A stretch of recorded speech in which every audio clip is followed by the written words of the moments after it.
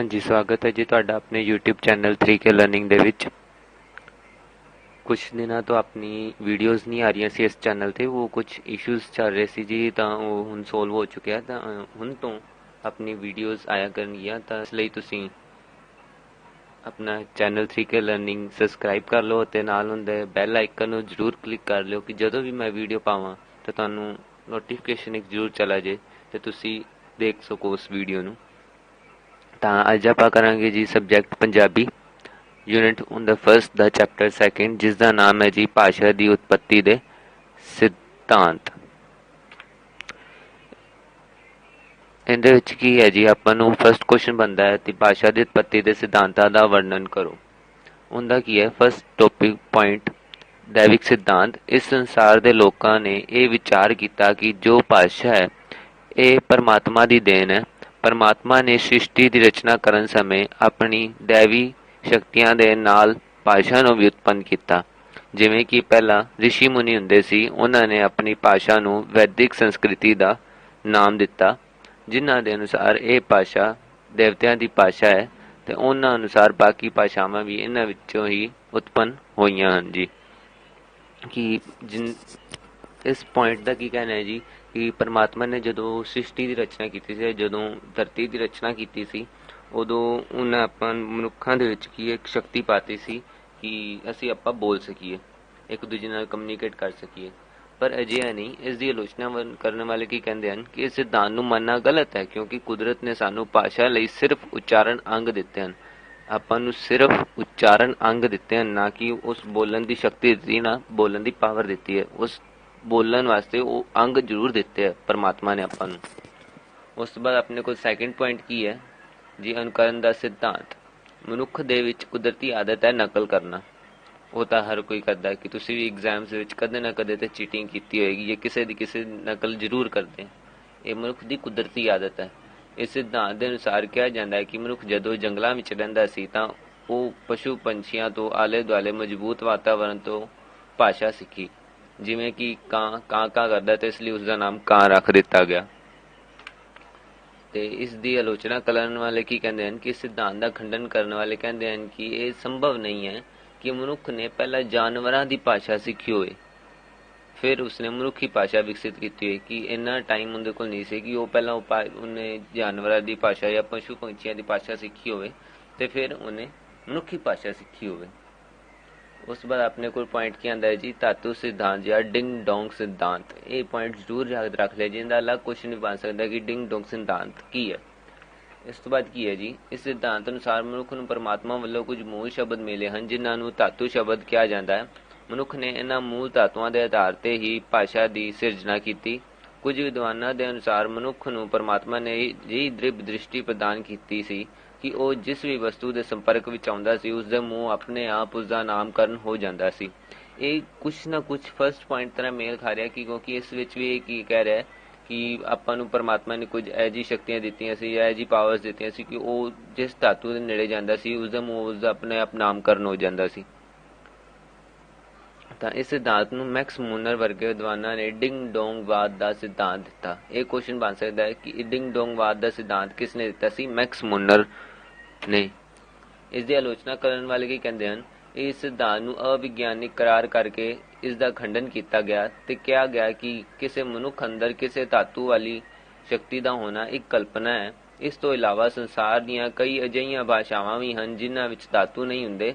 ਇਸ ਤੋਂ ਬਿਨਾਂ ਭਾਸ਼ਾ ਵਿਗਿਆਨੀ ਵੀ ਇਸ ਗੱਲ ਨੂੰ ਸਿੱਧ ਕਰ ਚੁੱਕੇ ਹਨ ਕਿ ਭਾਸ਼ਾਵਾਂ ਧਾਤੂਆਂ ਦੀ ਉਪਜ ਨਹੀਂ, ਸਗੋਂ ਧਾਤੂ ਭਾਸ਼ਾਵਾਂ ਦੇ ਵਿਆਕਰਣ ਸੰਬੰਧੀ ਵਿਵੇਚਨ ਦਾ ਸਿੱਟਾ ਹੈ।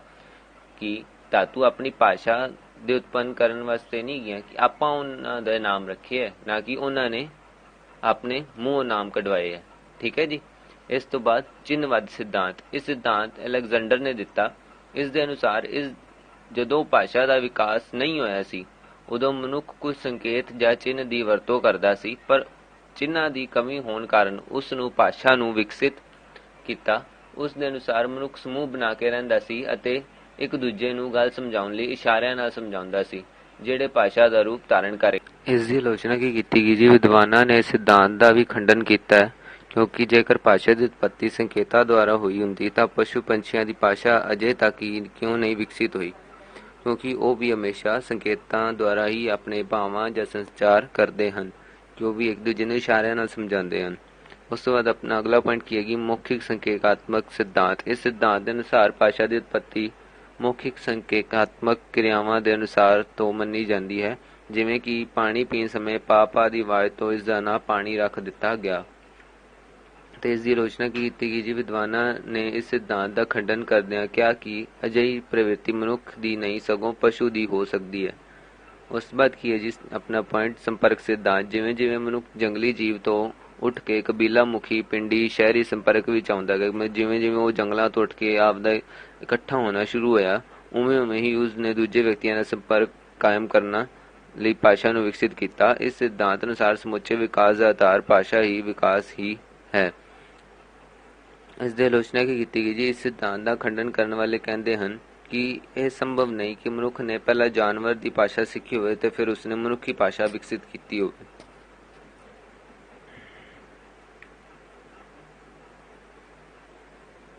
ਉਸ ਤੋਂ ਬਾਅਦ ਕੀ ਹੈ ਜੀ ਮਨੋਵਿਗਿਆਨਿਕ ਵਿਸਮਿਕ ਸਿਧਾਂਤ। ਮਨੋਵਿਗਿਆਨੀਆਂ ਅਨੁਸਾਰ ਮਨੁੱਖ ਵਿੱਚ ਸਰੀਰਕ, ਸਮਾਜਿਕ, ਨੈਤਿਕ ਗੁਣਾਂ ਦੇ ਨਾਲ ਨਾਲ ਭਾਵੁਕ ਬਿਰਤੀ ਵੀ ਪ੍ਰਬਲ ਹੁੰਦੀ ਹੈ। ਮਨੁੱਖ ਜਦੋਂ ਵੀ ਕਿਸੇ ਖੁਸ਼ੀ, ਗਮੀ ਜਾਂ ਹੈਰਾਨੀ ਦੀ ਸਥਿਤੀ ਵਿੱਚ ਹੁੰਦਾ ਹੈ ਤਾਂ ਉਸਦੇ ਮੂੰਹੋਂ ਕੁਝ ਭਾਵਨਾਵਾਂ ਸ਼ਬਦ ਜਾਂ ਧੁਨੀਆਂ ਦੇ ਰੂਪ ਵਿੱਚ ਬਾਹਰ ਨਿਕਲਦੀਆਂ ਹਨ, ਜਿਵੇਂ ਵਾਹ, ਓਏ, ਸ਼ਾਬਾਸ਼ ਆਦਿ। ਇਹਨਾਂ ਮਨੋਭਾਵਾਂ ਤੋਂ ਹੀ ਭਾਸ਼ਾ ਵਿਕਸਿਤ ਹੋਈ ਹੈ। ਇਸ ਦੀ ਆਲੋਚਨਾ ਕੀਤੀ, ਪਰ ਇਸ ਦੀ ਆਲੋਚਨਾ ਇਸ ਪੱਖੋਂ ਕੀਤੀ ਜਾਂਦੀ ਹੈ ਕਿ ਇਹਨਾਂ ਵਿਸਮਿਕ ਸ਼ਬਦਾਂ ਦੀ ਗਿਣਤੀ ਹਰੇਕ ਭਾਸ਼ਾ ਵਿੱਚ ਬਹੁਤ ਹੀ ਤੁੱਛ ਮਾਤਰਾ ਵਿੱਚ ਹੁੰਦੀ ਹੈ, ਜੋ ਕਿ ਸਮੁੱਚੀ ਭਾਸ਼ਾ ਦਾ ਆਧਾਰ ਨਹੀਂ ਮੰਨੇ ਜਾ ਸਕਦੇ। ਕਿ ਇਹਨਾਂ ਨੂੰ ਵਰਡਸ ਤਾਂ ਕਹਿ ਸਕਦੇ, ਪਰ ਸਾਰੀ ਜਿਹਨੂੰ ਕਹ ਲਓ ਭਾਸ਼ਾ ਦੀ ਜੋ ਵਿਕਸਿਤ ਹੋਈ ਹੈ ਉਹ ਇਹਨਾਂ ਤੇ ਆਪਾਂ ਨਹੀਂ ਕਹਿ ਸਕਦੇ ਕਿ ਹੋਈ ਹੈ। ਉਸ ਤੋਂ ਬਾਅਦ ਕੀ ਹੈ ਜੀ ਮਿਹਨਤ ਧੁਨੀ ਸਿਧਾਂਤ। ਪ੍ਰਸਿੱਧ ਵਿਦਵਾਨ ਨਾਇਰੇ ਦੇ ਅਨੁਸਾਰ ਜਦੋਂ ਕੋਈ ਮਨੁੱਖ ਮਿਹਨਤ ਕਰਦਾ ਹੈ ਤਾਂ ਉਸਦੇ ਫੇਫੜਿਆਂ ਵਿੱਚ ਸਾਹ ਦੇ ਆਉਣ ਜਾਣ ਦੀ ਗਤੀ ਤੇਜ਼ ਹੋ ਜਾਂਦੀ ਹੈ, ਜਿਸ ਕਾਰਨ ਨਾਦ ਤੰਦਾਂ ਦੀ ਕੰਪਨ ਪੈਦਾ ਹੁੰਦੀ ਹੈ, ਜਿਸ ਦੇ ਸਿੱਟੇ ਵਜੋਂ ਕੁਝ ਸੁਭਾਵਿਕ ਧੁਨੀਆਂ ਪੈਦਾ ਹੁੰਦੀਆਂ ਹਨ, ਜੋ ਬਾਅਦ ਵਿੱਚ ਭਾਸ਼ਾ ਦੀ ਉਤਪੱਤੀ ਦਾ ਸੋਮਾ ਬਣਦੀਆਂ ਹਨ। ਇਸ ਸਿਧਾਂਤ ਦੀ ਆਲੋਚਨਾ ਕਰਦਿਆਂ ਵਿਦਵਾਨਾਂ ਨੇ ਕਿਹਾ ਕਿ ਮਿਹਨਤ ਕਰਦੇ ਸਮੇਂ ਜੋ ਧੁਨੀਆਂ ਮੂੰਹ ਵਿੱਚੋਂ ਨਿਕਲਦੀਆਂ ਹਨ, ਉਹਨਾਂ ਦੀ ਗਿਣਤੀ ਬਹੁਤ ਘੱਟ ਹੈ। ਇਹ ਸੰਪੂਰਨ ਭਾਸ਼ਾ ਨੂੰ ਨਹੀਂ ਦਰਸਾ ਸਕਦੀਆਂ। ਉਸ ਤੋਂ ਬਾਅਦ ਆਪਣੇ ਕੋਲ ਪੁਆਇੰਟ ਕੀ ਹੈ ਜੀ ਸੰਗੀਤ ਸਿਧਾਂਤ।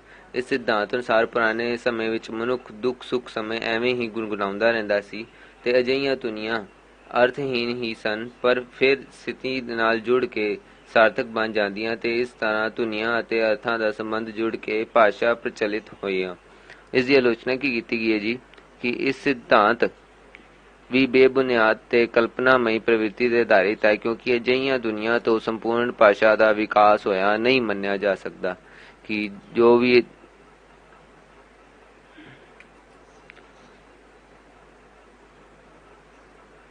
ਨੈਕਸਟ ਪੁਆਇੰਟ ਕੀ ਹੈ ਜੀ ਆਪਣੇ ਕੋਲ ਸਮਾਨਵੰਤ ਦਾ ਸਿਧਾਂਤ। ਪ੍ਰਮੁੱਖ ਭਾਸ਼ਾ ਵਿਗਿਆਨੀ ਹੈਨਰੀ ਸਵੀਟ ਦੇ ਸਾਰੇ ਮੰਨਣਯੋਗ ਸਿਧਾਂਤਾਂ ਵਿੱਚੋਂ ਕੁਝ ਸਾਰਥਿਕ ਅੰਸ਼ਾਂ ਨੂੰ ਚੁਣ ਕੇ ਸਮਾਨਵੰਤ ਸਿਧਾਂਤ ਪੇਸ਼ ਕੀਤਾ।